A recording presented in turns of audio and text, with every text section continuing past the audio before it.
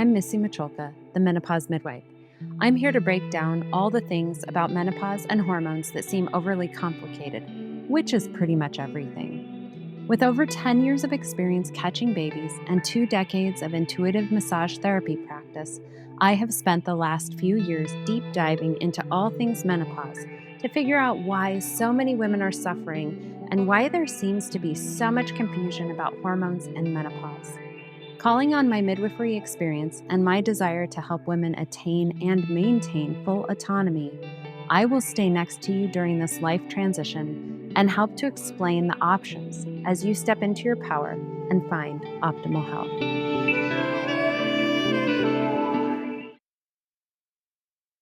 Hi, today is Saturday, June 8th, 2024. Welcome back. I'm so glad you're here.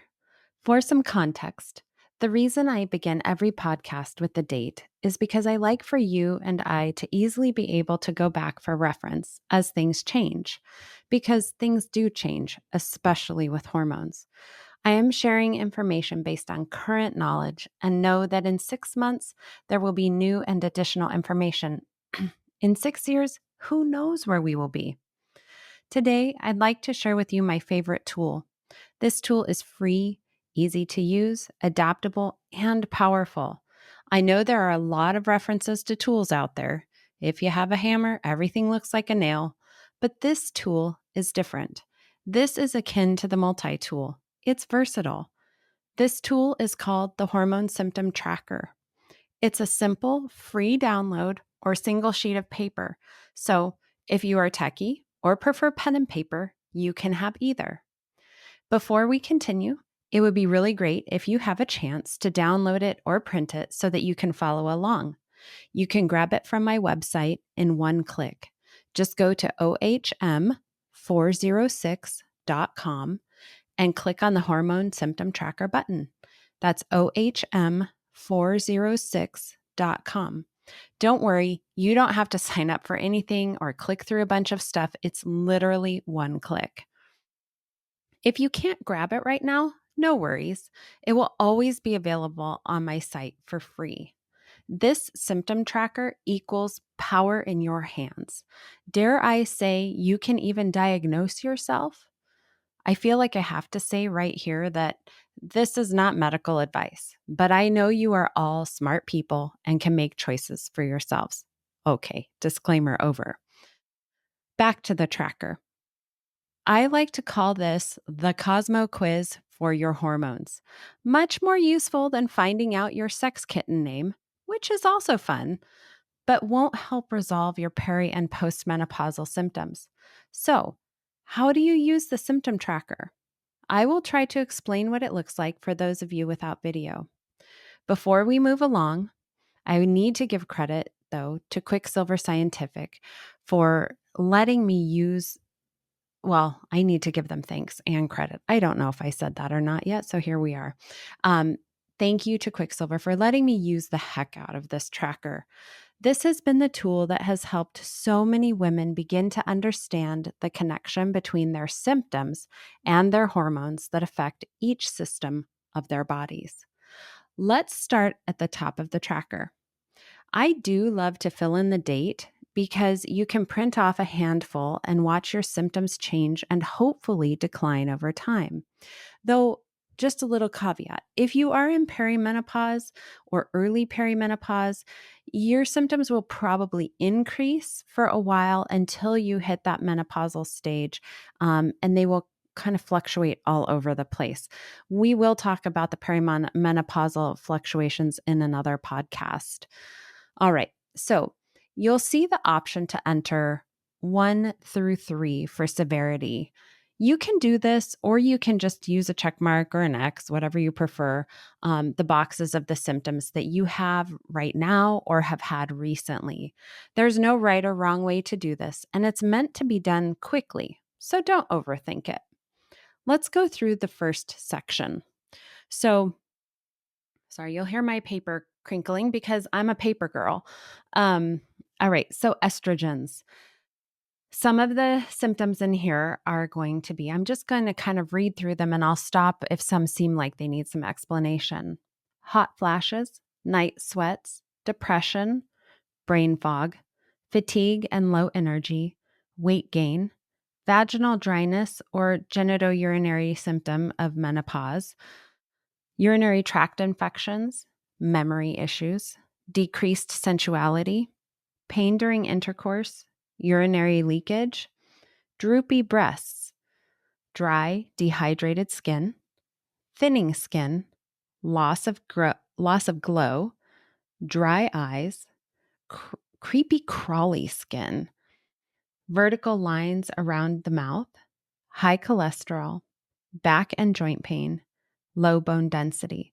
So high cholesterol and low bone density, you won't know unless you've had those tested. So just you can ignore those if you don't know, but if you do know, definitely check those. Then there is a little box that says signs of excess. So breast tenderness, breast fullness, nipple tenderness, and fluid retention. So these are going to be little indicators if we're kind of overdoing it, if we're taking exogenous estrogen, or if we just have extra endogenous estrogen. So that means the estrogen that we make ourselves. I do have to point out that I did add in a couple of my own symptoms here on the estrogens, the creepy crawly skin, memory issues, and the GSM, so genitourinary symptoms of menopause. I think those are really important. So you should just know those. You can add those in yourself if you would like. All right, so let's move along to progesterone. That's the next section. Difficulty falling and staying asleep. This is that I wake up at 2 or 3 every morning. That's the one that they're talking about here.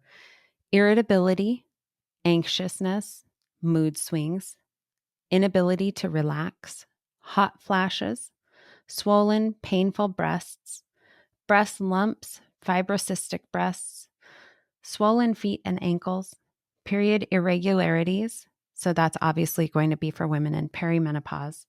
Scanty menstruation, again, perimenopause. Heavy bleeding, again, perimenopause. However, if you are bleeding and you're postmenopausal, that is a whole nother story, and you might need to get a pelvic ultrasound just to make sure that everything is okay. And I said pelvic, but I meant uterine. PMS, this comes on like crazy when you're in perimenopause. It can, and it does for a lot of women, if not most women. So that's a really big one.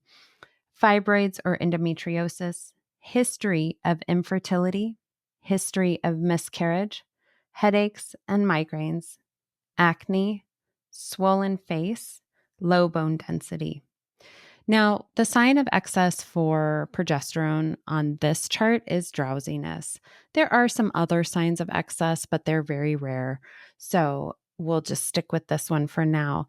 I did want to point out that, what did I want to point out? Sorry, just looking at this for a moment. I think we're good there. So we'll move along to testosterone and slash DHEA. Loss of muscle, abdominal weight gain, cellulite. Now this one, there is no amount of DHEA that will get rid of your cellulite. So I'm not sure. I think that this one is really meant for if you've always had really smooth skin and all of a sudden you've gotten some cellulite dimples. I think that's what that's about. But I just like to moderate expectations there. DHEA will not get rid of your cellulite. Varicose veins, loss of libido, lack of orgasm, low clitoral sensitivity, dry eyes, loss of confidence, low energy and stamina, digestive issues, poor tissue repair, immune dysfunction, low bone density, and I like to add in joint pain and joint swelling here. Now, for signs of excess with DHEA slash testosterone, we have unwanted hair growth, voice changes, aggression, oiliness of skin, hair loss on head, and acne. So, this gives us a really nice place to start and understand which hormones are, which symptoms are affected by which hormones. So, once you've gone through each section for yourself, notice where you have the most check marks. That's likely where you are most efficient by looking at the headers for each section. So if you have most of your check marks in progesterone, that's probably the hormone that is most lacking for you, and so on through the other sections. Keep in mind that this is where a little finesse and maybe some help from a hormone specialist like me or your care provider of choice will come in handy. This is not mandatory, but might be helpful to get you started. Most women have at least one check mark in each area. This doesn't mean that she needs that hormone. It's just an indicator that she may not have as much of a deficiency there. Oftentimes, I see that women are having symptoms of low estrogen, progesterone, and DHEA/testosterone all together. It can be fitting for her to start on what I call the Holy Trinity: estrogen, progesterone, and DHEA. Since DHEA is the precursor to testosterone in the hormone cascade, I will cover hormone cascades in another episode. DHEA can help to drive any lasting testosterone into your system. Testosterone is also a whole other podcast. I use Quicksilver Scientific's tracker and bioidentical hormone replacement treatment line because of their delivery system. Check out episode number 4 for a deeper dive on, episode 3 for a deeper dive on delivery systems. And I'm sorry to keep referring to other things, future episodes that have not been made yet and past episodes. I just want you to have the reference as you need it. So the general rule of thumb is to begin in early menopause with DHEA plus and progesterone, then adding in estriol around later menopause, around later perimenopause, or as more of the estrogen symptoms appear, and then adding in Biest and or estradiol into the postmenopausal years. Now, this is very general, but it doesn't have to be overly complicated. When you work with me or someone like me, we will help you to find the best fit for you, or you can experiment on yourself. The beauty of Quicksilver's bioidentical hormone replacement line is that it clears your system in 24 hours, so you can adjust your dosage and see what's best for you. So, we have the symptom tracker, and now we need to ask ourselves to test or not to test. It's totally up to you.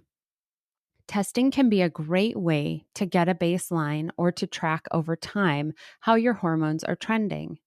I test about every 6 months to 1 year just to make sure that what I'm seeing on my symptom tracker lines up with my actual hormones. And I've got to tell you, it's pretty spot on. Here's the thing with testing: there are barriers to entry, and they are cost. It's pricey. Thankfully, the prices are coming down, but I haven't seen a full hormone sex panel for under $200 yet. If you know of a better price somewhere, please, please, please mention it. Time. Time is another barrier to entry. We are all busy, busy humans. So you've got to make an appointment or research online how to do this blood draw for yourself, and then actually go in or do the test and wait for the results. And then what do you do with them? So there's that barrier to entry.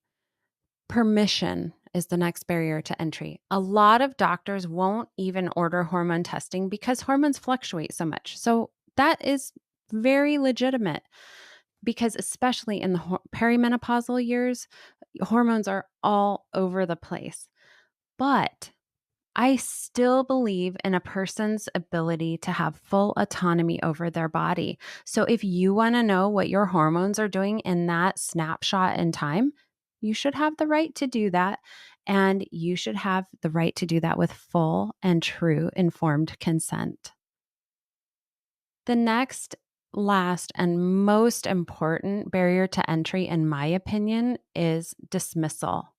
So many women have mentioned their peri and menopausal symptoms to their doctors and have been dismissed, and in some cases, downright ridiculed for asking about hormones or help to relieve symptoms, and have been told that this is just the new normal.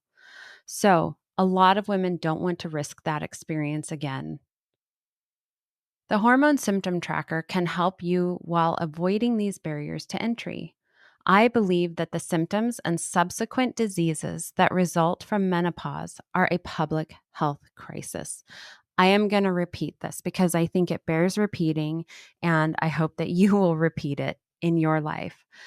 I believe that the symptoms and subsequent diseases that result from menopause are a public health crisis. Women are getting sick, dropping out of the workforce too early, and dying from menopause related diseases, while the treatment for most of these, not all, is so simple. Did you know we have hormone receptors on every organ in our bodies? That means that you need hormones to keep your brain, your breasts, your heart, your bones, your vaginal and urinary tissues, and everything else healthy. So, please empower yourself today and download the Hormone Symptom Tracker for yourself. Use it however you see fit.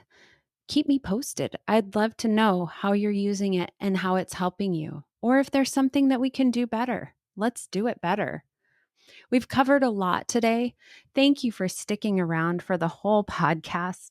If you'd like to work with me or see what I'm up to, feel free to check out my website at www.ohm406.com. And if you feel inspired to share this podcast with a friend, I would be honored. Thank you, and as always, be well.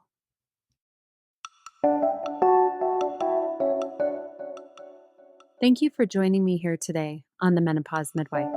If you'd like more information or to work with me, feel free to check out my website and book a wellness consultation at ohm406.com. Be well.